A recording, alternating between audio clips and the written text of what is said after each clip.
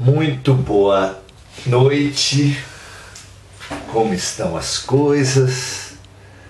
Sejam muito bem-vindos ao nosso cantinho, ao nosso espaço espiritualista. Muito bom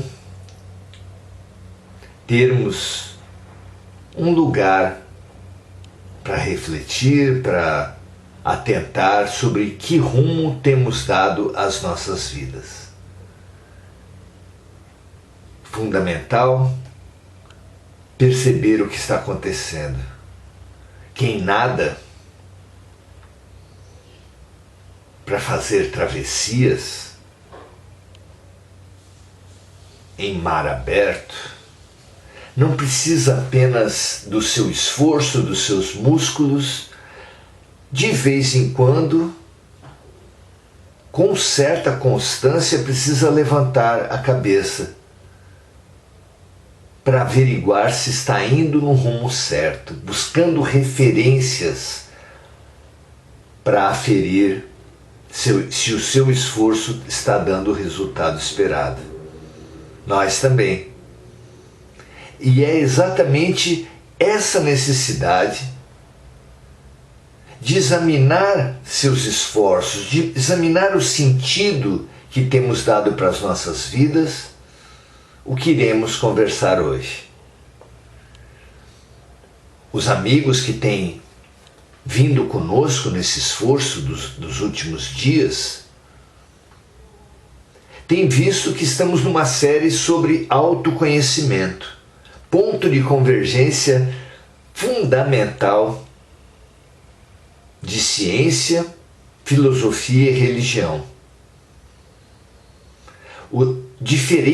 Muito diferentes fontes convergem para o autoconhecimento como uma ferramenta fabulosa de evolução. E assim sendo, chegando ao autoconhecimento pela filosofia, Sócrates toma por base o conhece a ti mesmo do oráculo de Delfos. Chegando ao conhece a ti mesmo pela ciência, não apenas a psicologia situa o autoconhecimento, a psicanálise situam o autoconhecimento como campo fundamental para a melhoria, para o aperfeiçoamento da vida, do ser. Mas as próprias ciências sociais, a antropologia, a sociologia, situam, ainda que em campos mais coletivos, não tão individuais como a psicologia e a psicanálise, mas sempre o autoconhecimento, sempre apontando para o autoconhecimento como um mecanismo de evolução. Então, aqui, em O Livro dos Espíritos, Kardec obtém do Espírito da Verdade essa mesma linha, o autoconhecimento. Linha que foi referendada por Jesus no Evangelho, no Conhece a Ti Mesmo. E aqui, na questão 919 de O Livro dos Espíritos, temos essa mesma referência, esse mesmo norte, essa mesma bússola apontada para todos nós. Na questão 919A, Santo Agostinho vem apresentar o seu esforço, a sua concepção, a sua maneira de ver e de viver, já que baseia a sua orientação na experiência que ele teve na Terra, dos caminhos, dos nortes, das ferramentas de autoconhecimento que ele utilizou e que ele aconselha para todos nós. Depois de falar sobre inúmeras delas nos nossos encontros passados, nós sugerimos que aqueles que não tiverem acompanhado busquem no nosso canal do YouTube, Maurício Zomignani também, esses encontros passados. Nós realmente entendemos ter sido momentos muito importantes dos nossos encontros de autofortalecimento.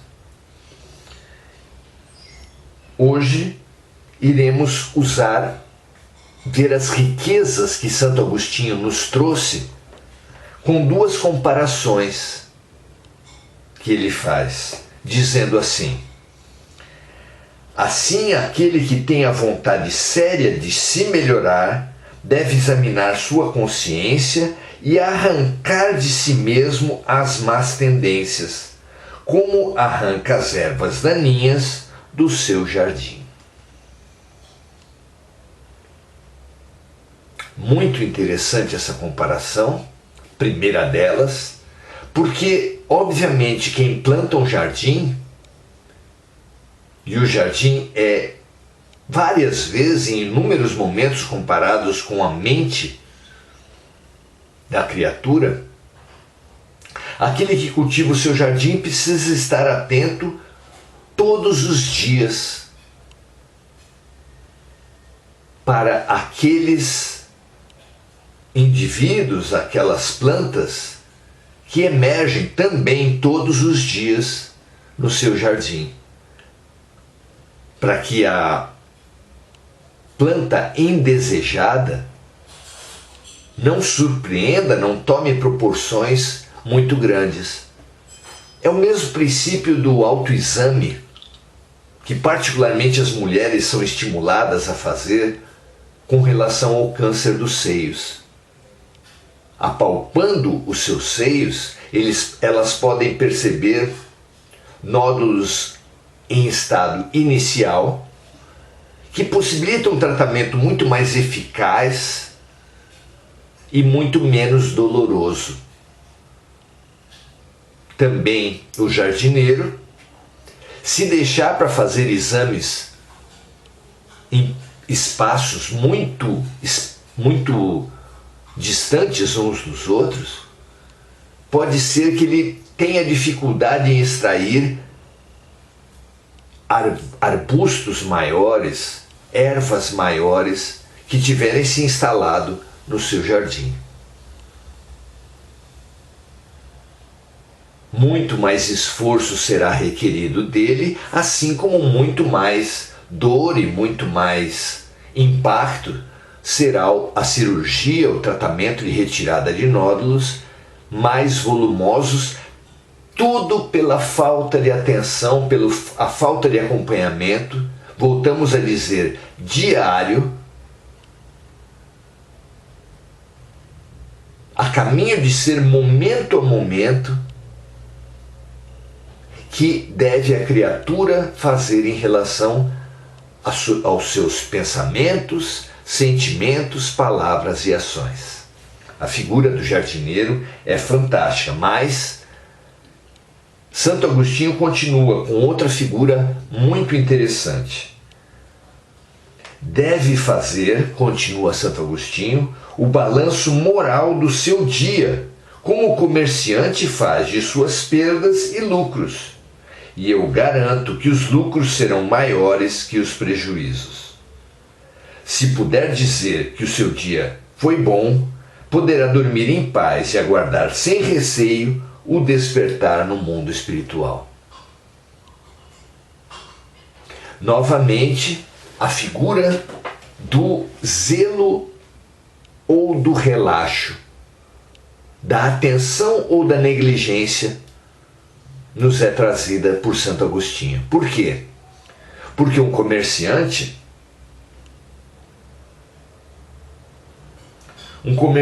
também precisa avaliar com muita constância o movimento da sua casa comercial. Porque se ele deixar para fazer isso apenas de ano em ano, pode ser surpreendido por um prejuízo muito grande que já seja difícil de dar, de contornar, de remediar com as medidas necessárias. Se ele percebe diariamente os lucros e os prejuízos, poderá já no dia seguinte adotar as medidas necessárias para neutralizar os prejuízos e para estimular os lucros. O que está vendendo mais, o que está vendendo menos, o que corre risco de encalhar. O que encalha ele precisa fazer promoções de venda, o que está dando mais lucro ele precisa estimular ainda mais, buscar mais estoque. É a atenção diária com relação ao câncer de mama, com relação ao jardim, com relação ao negócio.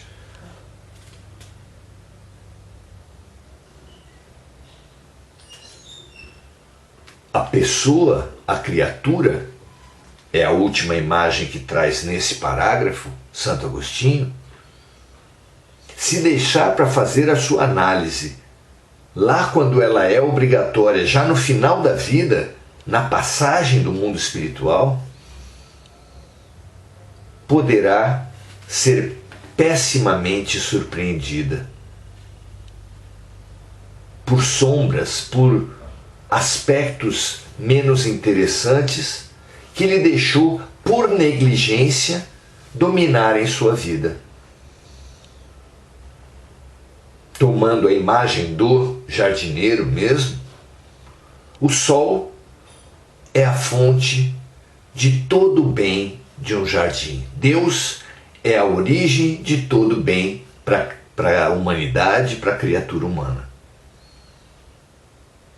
Se crescem as ervas indesejadas, as ervas daninhas, elas farão sombra para outras ervas, para aquelas ervas mais desejadas, para as flores, para as ervas bonitas, produtivas, que todos nós queremos em nosso jardim.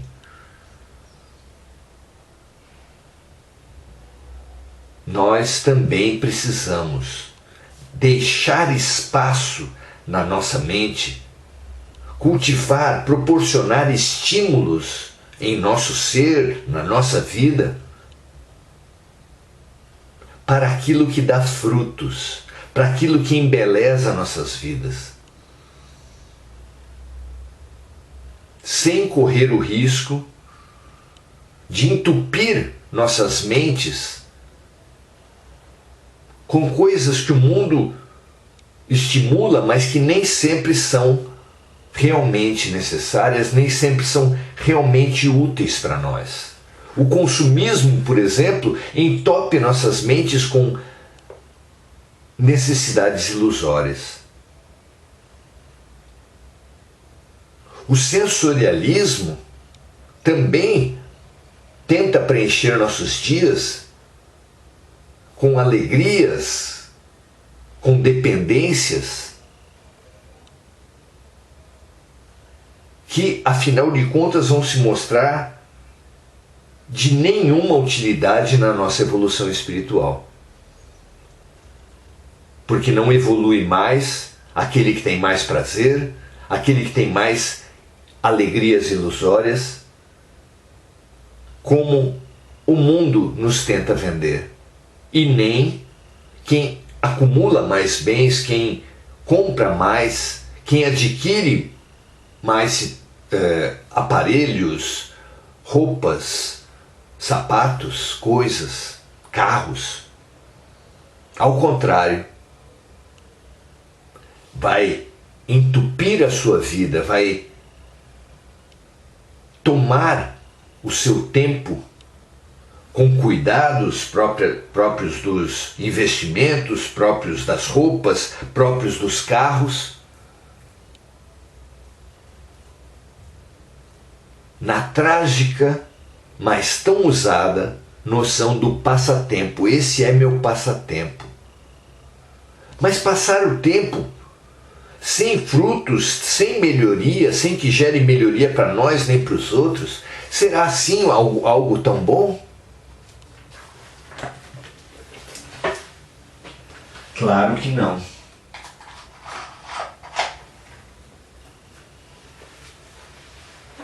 Evidente que não.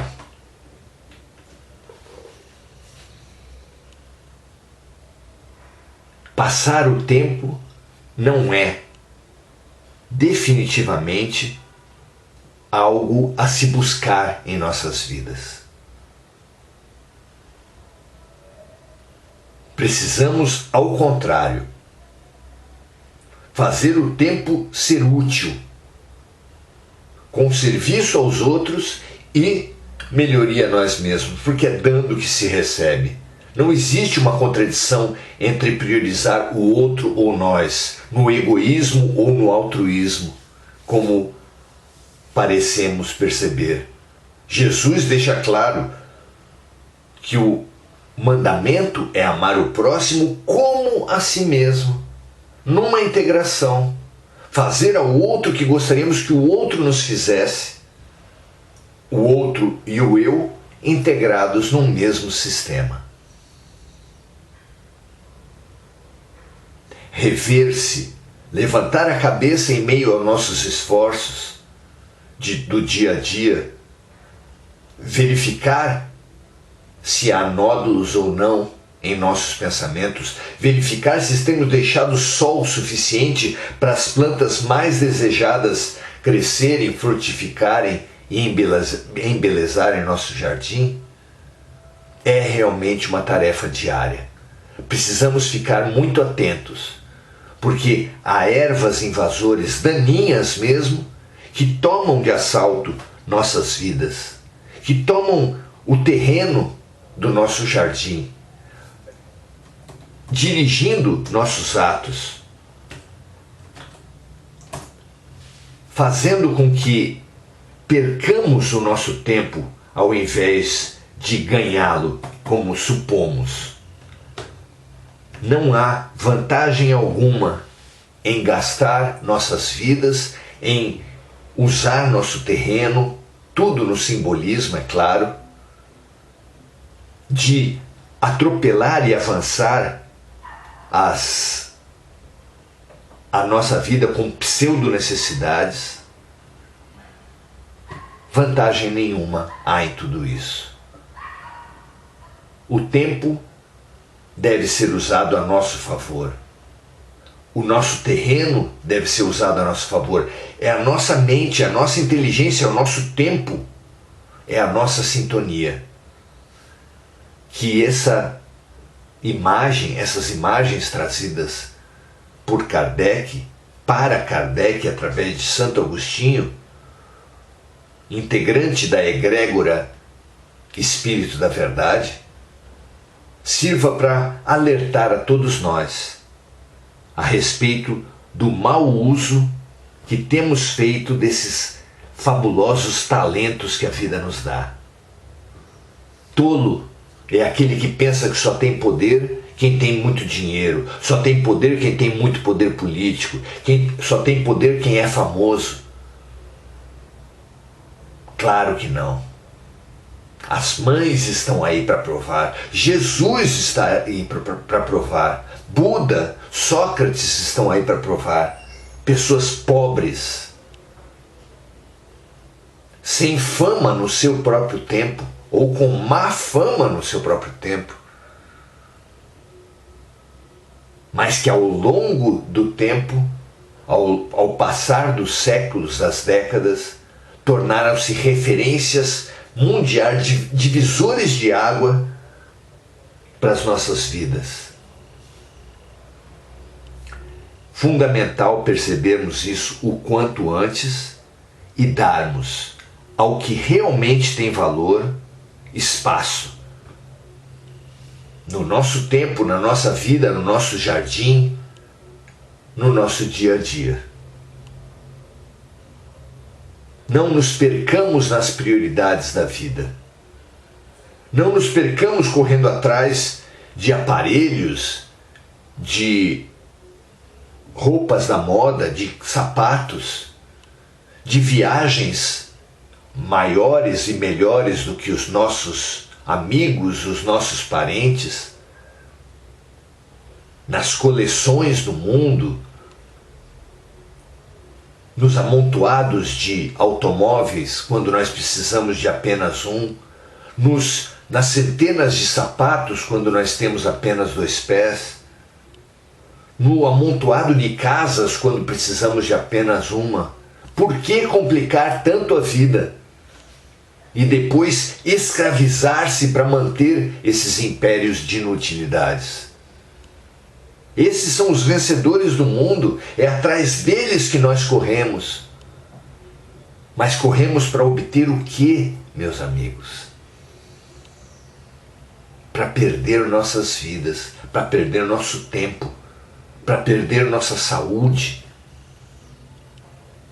com prioridades falsas que não nos trazem nada. É tempo de mudanças. É tempo de dar prioridade ao que realmente tem prioridade. Pensemos nisso antes que seja tarde, para bem utilizarmos nossos dias, consolidarmos nossas virtudes e arrancarmos as ervas daninhas, os nossos hábitos, as nossas crenças, os nossos vícios, dando espaço para as boas experiências de cuidado, de zelo, de estudos, de melhoria nossa e dos outros. Não há tempo a perder, não há vidas a jogar fora. Quem perder o tempo dessa vida, quem desperdiçar essa existência, estará acarretando para si mesmo séculos de reviver dores, de reviver desafios, até que aprendamos de novo. Porque numa escola, como uma escola, a vida está evoluindo, a Terra está evoluindo. E se não conseguimos ser promovidos para essa nova Terra que se instala agora, teremos que reviver em outros planetas esses mesmos desafios, essas mesmas dores, essas mesmas expiações e provas. E isso terá um único motivo: não termos conseguido atentar para os recados da vida, para as transformações que estavam sendo necessárias para a nossa melhoria, nesse momento, agora. Faça agora a mudança que você precisa fazer, porque esse é o grande adianto, é a grande vitória que lhe poupará alguns séculos de sofrimentos, em alguns casos até milênios. Atentemos, busquemos o essencial, tiremos de lado as distrações do mundo e foquemos no que Jesus, Sócrates, no que os luminares de todos os tempos apontaram que é o mais importante: a evolução espiritual. Essa é a prioridade. O amor, a confraternização, a integração com o todo. Que esse seja o nosso norte e a nossa prioridade. Assim seja, um grande abraço a vocês, fico muito feliz de trocar esses espaços com vocês. E até a próxima.